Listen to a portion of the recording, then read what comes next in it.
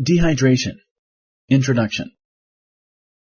With dehydration, more water is moving out of the body than the amount of water that is taken in. Select true or false. Correct.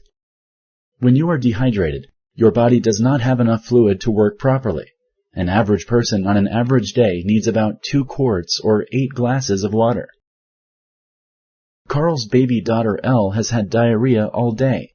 She has no tears when she is crying. The top of her head also looks sunken in. Should Carl contact his daughter's healthcare provider?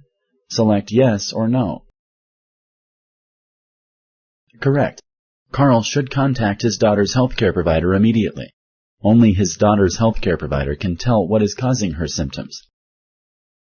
What is a common cause of dehydration? 1. Diarrhea and vomiting. 2. Excessive sweating. 3. Increased urination. 4. All of the above. Correct. Dehydration happens when there is not enough water to replace what is lost throughout the day. Does dehydration always require treatment in an emergency room? Select yes or no. Correct. Severe cases of dehydration require treatment in an emergency room, but less severe cases may be treated at home by replacing fluids and electrolytes. Thank you for using Explain.